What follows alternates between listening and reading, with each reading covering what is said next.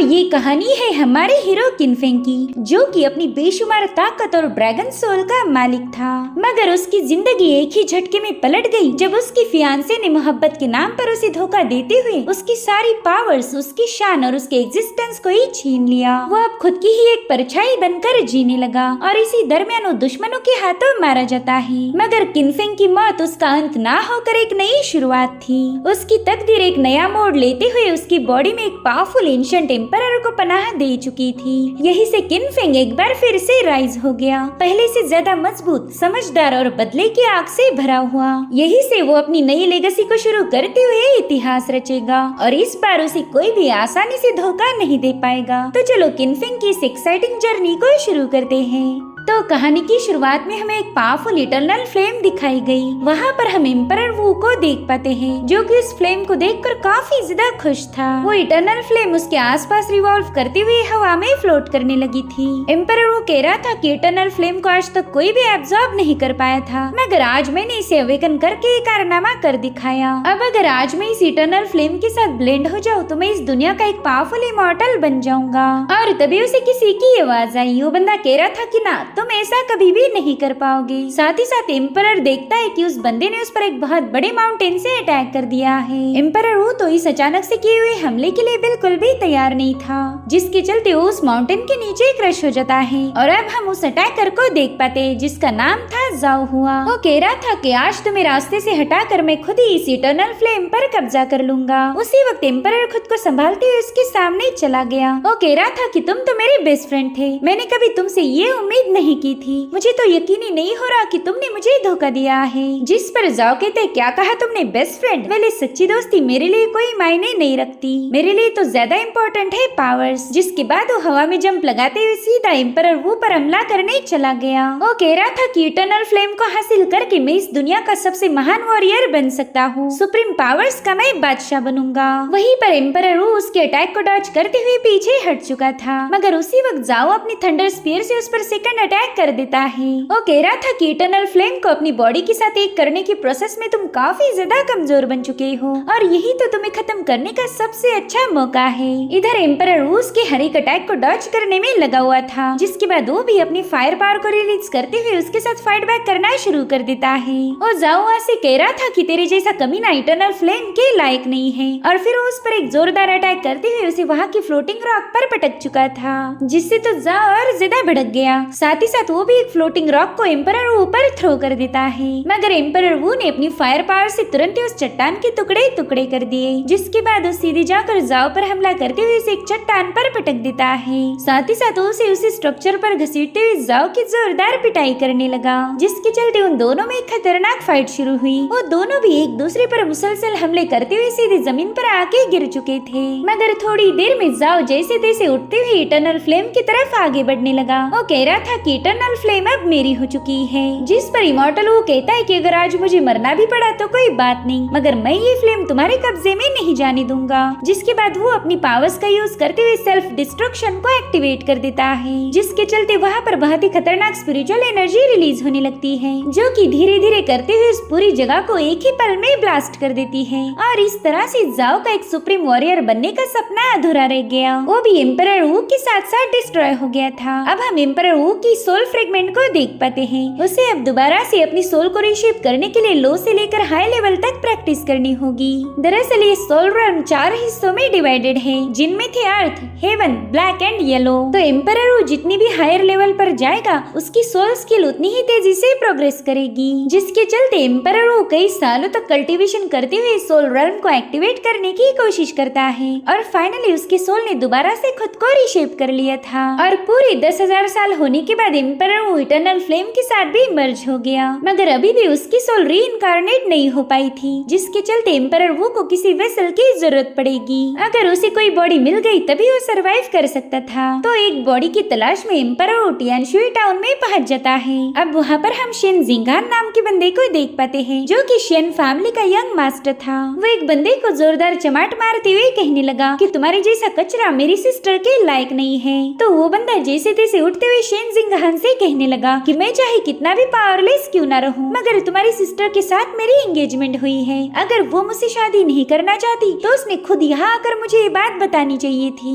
ये तुम्हारी सिस्टर और मेरे दरमियान का मसला है, इसलिए तुम इसमें इंटरफेयर नहीं कर सकते। मैं तो बस तुम्हारी सिस्टर के साथ बात करना चाहता हूँ। अगर वो ये रिश्ता खुद तोड़ देती तो भी मैं उसकी मर्जी के खिलाफ नहीं जाऊंगा। वेल, इस बंदे का नाम था किनफेंग, जो कि किन फैमिली का यंग मास्टर है। अब किनफेंग की बातें सुनकर जिंगहान उससे कह रहा था कि मेरी सिस्टर ग्लेशियर्स वैली की डिसाइपल है, तो भला वो तुम्हारे जैसे मामूली बंदे से बात क्यों करेगी। चलो अब जल्दी से जहन्नुम में चले जाओ और दोबारा से हमें अपनी शक्ल मत दिखाना। जिसके बाद जिंगहान ने अचानक से किनफेंग के कोर पर एक जोरदार लात मार दी। इस हमले के चलते किनफेंग बुरी तरह से घायल होकर जमीन पर पटक गया था। जिंगहान कहता है कि अरे तुम तो एक लूजर हो, मगर फिर भी मेरी सिस्टर के साथ शादी करने के सपने देख रहे। अरे अगर सच बताओ तो तुम उसके सर्वेंट बनने के भी लायक नहीं हो। तुम्हारे जैसे लूजर्स तो बस हमारे जैसे पावरफुल लोगों के हाथों मार खाने के लिए पैदा होते हैं। जिंगहान का ये सारा तमाशा एम्परर वू की सोल ने भी देख लिया था। वो कहता है अरे अरे इस किनफेंग की किस्मत तो बहुत ही ज्यादा खराब निकली, ये तो बस एक ही लात में मारा गया। मेरे ख्याल से ये बंदा काफी ज्यादा कमजोर होगा, इसलिए तो कोर पर अटैक होने की वजह से ये बिल्कुल भी सरवाइव नहीं कर पाया। खैर अब तो मैं इस शैतान यंग मास्टर की बॉडी को ही पजेस करूंगा ताकि मैं इस बेचारे लड़के किनफेंग का बदला ले सकूं। जिसके बाद एम्परर वो सीधे जिंगहान की तरफ जंप लगा देता है। तो शोकर कह रहा था कि अब तो मेरी जिंदगी एकदम बेहतरीन तरीके से कटने वाली है। ये बंदा रिच फैमिली से बिलोंग करता होगा, इसलिए तो ये इतना ज्यादा घमंडी है। वहीं पर जिंगहान किनफेंग को नीचा दिखाने के लिए उसके सामने फनी तरीके से डांस कर रहा था, मगर फिर वो अचानक से ही रुक जाता है क्योंकि किनफेंग कोई मूवमेंट नहीं कर रहा था। इसलिए वो किनफेंग को चेक करने के लिए चला गया, जिसके चलते एम्परर वू का निशाना चूकते हुए सीधा जमीन पर पटक जाता है। वो इरिटेट होकर कह रहा था कि साला ये यंग मास्टर तो एकदम सही टाइम पे ही साइड में हट गया। खैर कोई ना, मेरे रईसों वाली खूबसूरत जिंदगी मेरा इंतजार कर रही है। मगर जैसे वो जिंगहान पर कूदा, जिंगहान उसी वक्त नीचे बैठ गया, जिसके चलते एम्परर वू एक बार फिर से पटक जाता है। वहीं पर जिंगहान कंफ्यूज था कि किनफेंग आखिर उठ क्यों नहीं रहा, तो उसके गोल गोल चक्कर काटते हुए उसे चेक करने लगा कि कहीं ये बंदा मरमुरा तो नहीं गया, जिसके चलते वो एक बार फिर से जमीन पर पटक जाता है। उसने जिंगहान की बॉडी में जाने की ढेर सारी कोशिशें तो की थी, मगर वो हर बार इधर उधर गोते खाने लगा। तो कहता है कि शायद इस बंदे को एक जगह पर ना रुकने की बीमारी है। मैं न जाने कब से इसके बॉडी में जाने की कोशिश कर रहा हूँ, मगर ये है कि एक जगह पर टिकने का नाम नहीं ले रहा। वैसे भी अब मेरी सोल थोड़ी देर में डिस्ट्रॉय हो जाएगी, तो मुझे जल्द से जल्द इसकी बॉडी पर कब्जा करना पड़ेगा। अब वो सीधे वहाँ की छत पर चला गया। वो कहता है कि ये मेरा आखिरी चांस है, एक तो मैं मारा जाऊंगा या फिर एक रईस बंदा बन जाऊंगा। जिसके बाद एम्परर ने जिंगहान पर छलांग लगा दी। इधर जिंगहान अपने चमचों से कह रहा था कि यार ये बंदा तो मारा गया, चलो कोई नहीं, जो होता है वो अच्छे के लिए होता है। और फिर वो तुरंत ही वहाँ से साइड में हट गया, जिसके चलते एम्परर का निशाना एक बार फिर से चूक जाता है। वो किनफेंग की बॉडी में बिल्कुल भी जाना नहीं चाहता था, मगर उस समय रहते खुद की स्पीड को कंट्रोल नहीं कर पाया, जिसके चलते वो सीधा किनफेंग की बॉडी में ही एंटर करता है। अब वो किनफेंग के अंदर जाकर कहने लगा कि धत तेरे की, ये तो बहुत बड़ी गड़बड़ हो गई। इधर जिंगहान वहाँ से जाने वाला था कि तभी वहाँ पर किनयांग नाम की बंदी पहुंच जाती है। वो तो किनफेंग की हालत देखकर काफी ज्यादा घबरा गई थी, मगर फेंग के पास जाने से पहले ही जिंगहान उसका हाथ पकड़ लेता है।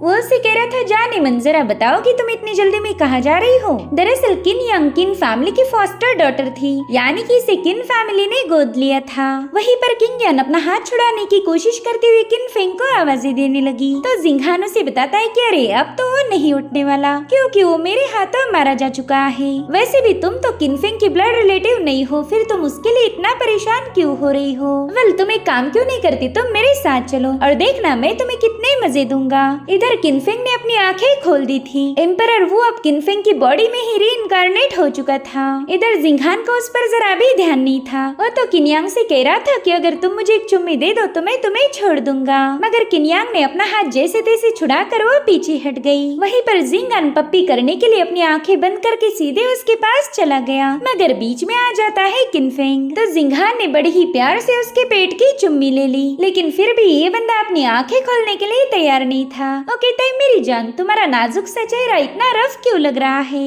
जिसके बाद जिंगहान देखता है कि किनफेंग उसे गुस्से में घुरे जा रहा। जिंगहान तो किनफेंग को दोबारा से जिंदा होता हुआ देखकर काफी ज्यादा डर गया था। वो डरते हुए कह रहा था कि व्हाट द हेल, तुम तो मेरी एक ही लात में मारे गए थे ना, फिर तुम दोबारा से जिंदा कैसे हो गए यार। उसी वक्त किनफेंग जिंगहान का मुंह पकड़कर उसे हवा में उठाते हुए एक जोरदार पंच हिट कर देता है। ये पंच खाने के बाद जिंगान हवा में उछल गया था, मगर इससे पहले कि वो नीचे पहुंच पाए, किनफेंग ने उस पर एक और पंच हिट कर दिया। अब किनफेंग की बॉडी पर एम्परर वू का कब्जा था। वो जिंगान से कहता है, कमीने, तेरी वजह से मुझे एक लूजर की बॉडी में जिंदगी भर रहना पड़ेगा।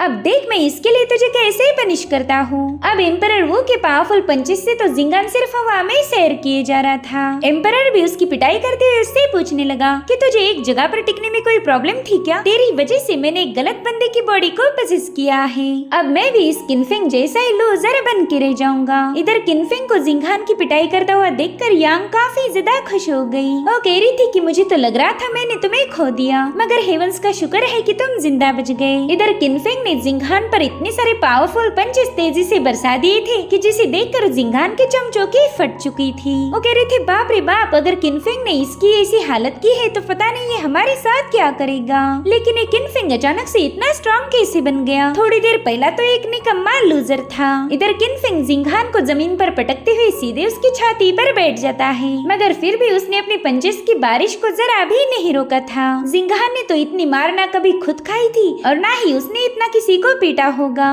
और अब उसके एकदम अच्छी खासी खातिरदारी करने के बाद किनफेंग आराम से बैठ जाता है। वो नमस्कार मुद्रा करते हुए कहने लगा कि उफ, चलो ये टास्क तो पूरा हो गया। वहीं पर जिंगान के चमचे तो किनफेंग उन पर निशाना साधे इससे पहले ही वहाँ से रफा दफा हो गए। इधर बेचारा जिंगान पिलपिले पपीते जैसी हालत में उठ जाता है। उसके तो 2-4 दांत भी टूट चुके थे, मगर फिर भी वो अपनी तोतली जबान में उससे पूछता है कि तूने मुझे इतना कूटने की हिम्मत कैसे की? तो किनफेंग कहता है, मेरा दिल किया तो तुझे कूट दिया, क्यों इसमें तुझे कोई मसला है क्या? जिस पर वो गुस्से में कहता है कि साले किनफेंग के बच्चे, देख अब मैं तेरे साथ क्या करूँगा। जिसके बाद जिंगान वहाँ से भाग निकलता है। इधर किनयांग किनफेंग के पास जाकर पूछने लगी कि तुम ठीक तो हो ना? अब किनफेंग उसे कुछ जवाब देने ही वाला था कि तभी उसकी नजर गलत जगह पर पड़ती है। वो तो बस किनयांग को घुरे जा रहा था और साथ ही ज्यादा पावर यूज करने की वजह से किनफेंग की बॉडी भी रिएक्ट करने लगी, जिसके चलते वो बेहोश होकर सीधे यांग के सीने पर ही लैंड हो जाता है। किनयांग उससे कहती कि तुम बिल्कुल टेंशन मत लो, मैं अभी तुम्हें हिलर के पास लेके जाती हूँ। इन दोनों की बातें उस लाल पीले खरबूजे ने सुन ली थी। इतना मार खाने के बावजूद भी जिंगान को कौड़ी की अकल नहीं आई थी। वो कहता है, किनफेंग, आज तूने मेरे साथ जो कुछ भी किया उसकी कीमत तेरी पूरी किन फैमिली चुकाने वाली है। अब अगले सीन में हमें किनफेंग की माइंड स्पेस दिखाई जाती है, जहाँ पर एम्परर वू को होश आ चुका था। वो इस जगह पर किनफेंग की सारी बचपन की मेमोरीज को देख पा रहा था। एक एल्डर किनफेंग का लाड करते हुए कहते हैं कि हमारा किनफेंग ड्रैगन सोल और एम्परर गिफ्ट के साथ पैदा हुआ है। ये बच्चा तो आगे चलकर काफी ज्यादा पावरफुल बनेगा। साथ ही साथ एम्परर वो देख पाता है कि एक जमाने में किनफेंग किन फैमिली का जीनियस था। पूरे कॉन्टिनेंट के लोग किनफेंग के टैलेंट के लिए उसकी रिस्पेक्ट करते थे। और इसी दरमियान किनफेंग की मुलाकात एक बंदी से हुई। उससे कहती है कि तुम काफी ज्यादा पावरफुल हो, क्या तुम कल्टीवेट करने में मेरी हेल्प करोगे? जिसके बाद ये विजन भी वैनिश हो गया। एम्परर वू भी अब तक समझ गया था कि किनफेंग का माइंड स्पेस है। जिसके बाद उसकी एक और मेमोरी को विटनेस करता है, जहाँ पर उसी लड़की ने किनफेंग को एक जेड टोकन गिफ्ट किया था। वो कहती कि मेरी तरफ से मेरे प्यार की निशानी है। वेल, इस बंदी का नाम था शेन जिंगयू और ये उसी जिंगहान की बहन है, जिसकी थोड़ी देर पहले ही किनफेंग ने पिटाई की थी। दरअसल एक साथ प्रैक्टिस करते करते ही किनफेंग को इस बंदी से प्यार हो गया था, जिसके बाद इन दोनों की एंगेजमेंट हो गई। किनफेंग को लगता था कि जिंगयू उससे प्यार करती है, मगर वो पूरी तरह से गलत था। उसने दिए हुए जेड टोकन को पहनते ही किनफेंग को काफी ज्यादा तकलीफ होने लगी। साथ ही साथ उसकी बॉडी से बहुत ही स्ट्रॉन्ग ऑरा रिलीज हो रही थी। लेकिन उसे यूं तड़पता हुआ देखकर भी जिंगयू को उस पर कोई रहम नहीं आता। वो उसकी सारी पावर को खींचते हुए कहने लगी कि तुम तो एक पीस ऑफ शिट हो, तुम मेरे बिल्कुल भी लायक नहीं, तुम्हारे जैसे बंदों को तुम्हें जरा भी मुंह नहीं लगाती। अब उसने अपने जेड टोकन में किनफेंग की सारी पावर को एब्सॉर्ब कर लिया था, जो देखकर तो एम्परर वू को अपनी आंखों पर यकीन नहीं होता। वो कहता है कि ये तो मेरे पुराने दुश्मन जाओ हुआ की स्किल है, मगर वो स्किल इस बंदी के पास कैसे आ गई? खैर, इस बंदी ने बड़ी ही चालाकी से एक जीनियस की सोल पावर को इतनी आसानी से एब्सॉर्ब कर लिया और आज इसी की वजह से ये बंदा जीनियस से सीधा लूजर बन चुका है। इसीलिए कभी भी किसी पर आंख बंद करके भरोसा नहीं करना चाहिए। किनफेंग ने इससे प्यार किया था और ये बंदी उसे ही धोखा देकर उसकी पूरी लाइफ को रुइंड कर चुकी है। अब अगली मेमोरी में वो किनफेंग को देख पाता है, जो कि काफी ज्यादा घायल हालत में एम्परर वू के पाँव में आकर गिर चुका था। एम्परर वू उससे कह रहा था कि तुम्हारे साथ बहुत गलत हुआ, लेकिन अब मैं तुम्हारे साथ हूँ, मैं तुम्हारे सारे गुनहगारों को सजा दूंगा। इतना ही नहीं, तुम्हारे घर को डिफेंड करना मेरी जिम्मेदारी होगी। अब तुम आराम से रीइंकार्नेशन के लिए जा सकते हो। जिसके बाद किनफेंग को होश आ जाता है। वो कह रहा था कि मैंने खुद को डिस्ट्रॉय करते हुए जाओ हुआ को भी खत्म किया था ताकि वो कभी भी इटर्नल फ्लेम का मिसयूज ना कर पाए। जिसके बाद वो जिंग्यू ने दिए हुए पेंडेंट को निकालते हुए कहने लगा कि जाओ हुआ तो मर चुका है, फिर उसकी इवल स्किल अभी तक एग्जिस्ट कैसे कर पा रही। मुझे तो ये बंदी शेन जिंग्यू काफी ज्यादा दिलचस्प लग रही है।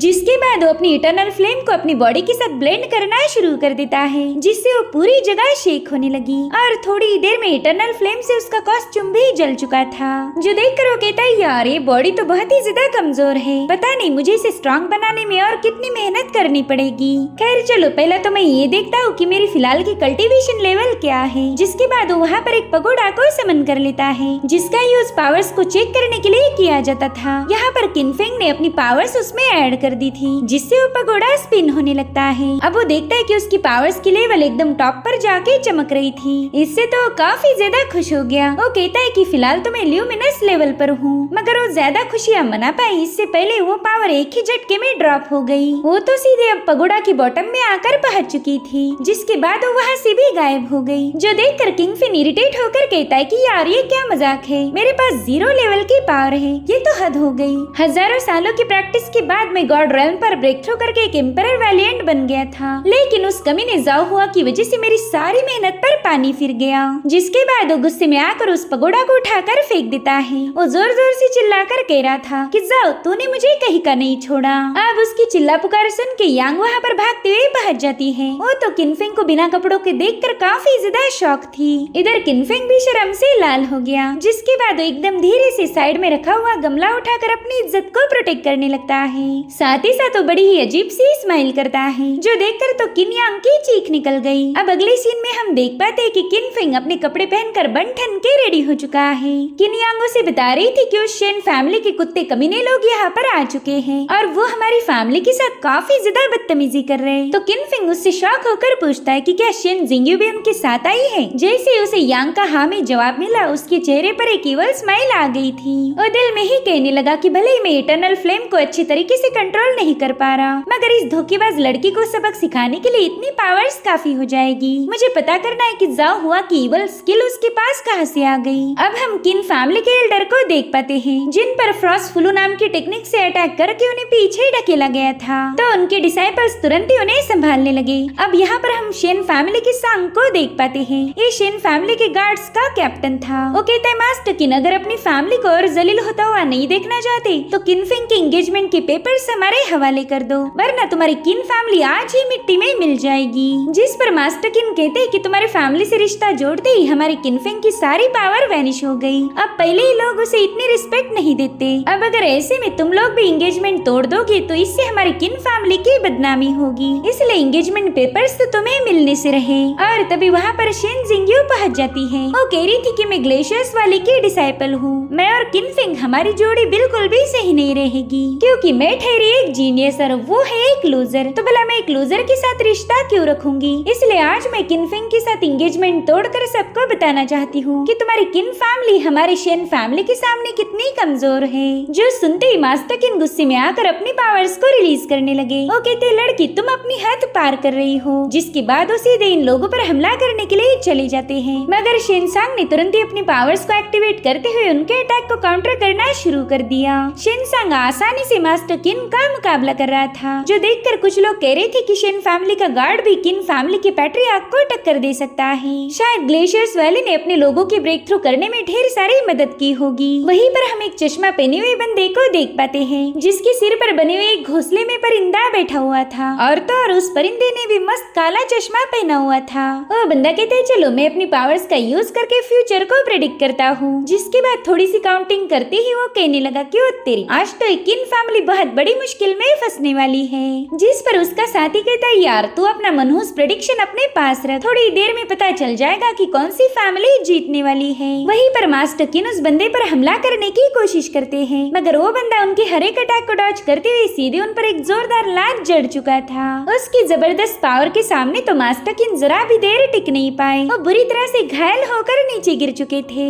अब उनकी इसी हालत देखकर किन फैमिली के बाकी के डिसाइपल तुरंत ही शेनसांग पर हमला करने के लिए कूद गए, मगर शेनसांग उनसे कह रहा था चलो अब भाड़ में जाओ। जिसके बाद वो अपनी जबरदस्त पावर को रिलीज करते हुए उन सभी को पटक देता है। अब शेन जिंग्यू मास्टर किन से कहती कि बढ़ाओ जल्दी से एंगेजमेंट पेपर मेरे हवाले कर दे और मैं मैं तुझे एक आसान सी मौत दूंगी। जिस पर मास्टर कहते कि चाहे तुम लोग मुझे मार ही क्यों ना दो, लेकिन वो पेपर्स मैं तुम्हारे हवाले नहीं करने वाला। जो सुनते ही जिंगयुन अपने चमचों को एल्डर किन पर हमला करने के लिए भेज देती है। वो कह रही थी जाओ इस बुढ़े को तड़पा तड़पा कर खत्म कर दो ताकि रिइंकार्नेट होने से भी कतरा जाए। अब जैसे ही उन लोगों ने मास्टर किन पर जंप लगाई, उसी वक्त उन पर एक जबरदस्त फायर से अटैक हो जाता है, जिसके चलते वो सबके सब ऑन द स्पॉट मारे गए। वेले हमला किया था हमारे किनफेंग ने। वो अपनी इटर्नल फ्लेम को कैच करते हुए कह रहा था कि तुम्हारी इतनी हिम्मत कैसे हुई कि तुम मेरे मास्टर पर अटैक करो। ये बात तो माननी पड़ेगी कि तुम लोगों में काफी ज्यादा दम है। शेन जिंगयुन तो किनफेंग को देखकर थोड़ा सा कंफ्यूज हो गई। वो दिल में ही कह रही थी कि इसकी सोल इतनी जल्दी रिकवर कैसे हो गई। वहीं पर शेन सांग किनफेंग से कहता है कि बच्चे तू एकदम सही टाइम पर यहाँ आया है। वैसे भी इस बुढ़े को मार के मुझे जरा भी मजा नहीं आने वाला था, तो अब तुम दोनों को एक साथ ही खत्म कर दूंगा।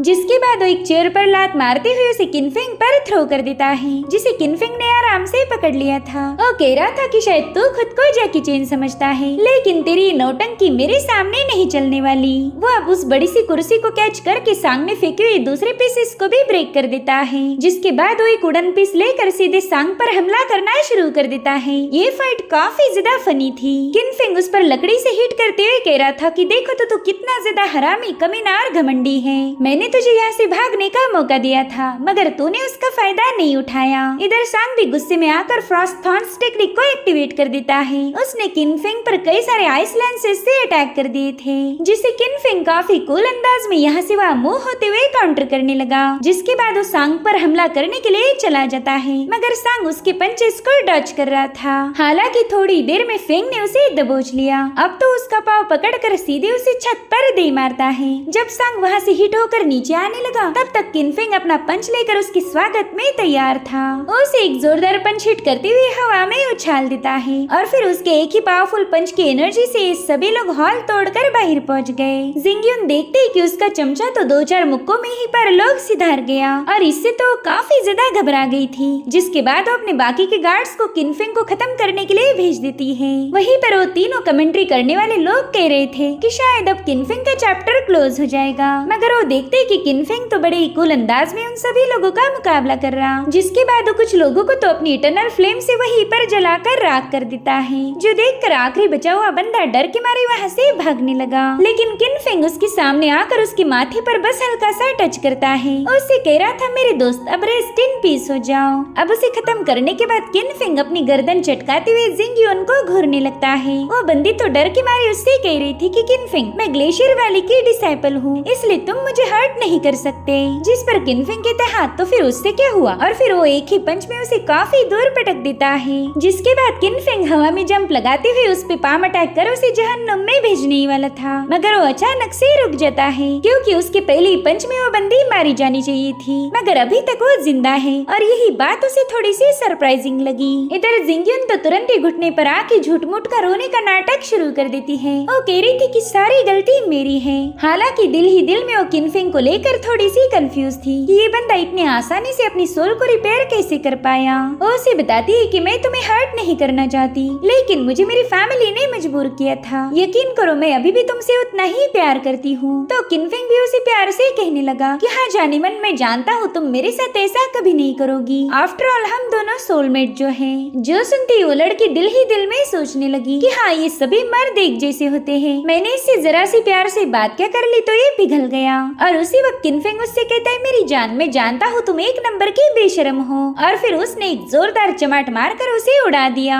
जिससे तो जिंगयुन और ज्यादा भड़क गई थी। किनफेंग कहता है कि शुक्र मनाओ मैंने तुम्हारी बस कान के नीचे चिपकाई है, मेरा प्लान तो तुम्हें खत्म करने का था। दरअसल किनफेंग चाहता था कि वो किसी भी तरह से इस बंदी को जेड पेंडेंट यूज करने पर मजबूर करवा दे, ताकि वो उसकी सीवर स्किल के बारे में जान सकता था। इधर जिंगयुन वहाँ से जाते हुए डिसाइड करती है कि वो इस इंसल्ट का बदला जरूर लेगी। अब उसे वहाँ से जाता हुआ देखकर किनफेंग सोचता है कि ना मैं इसे इतने आसानी से तो नहीं जाने दूंगा। इसलिए वो कहता है जिंगयुन तुम्हें ये पेपर्स चाहिए थे ना, शायद तुम इन्हें भूल गई, आओ और मेरे पास आकर इन्हें कलेक्ट कर लो। और इसी के साथ ये एपिसोड यहीं पर एंड हो जाता है। Thank you so much for watching. Bye bye, take care.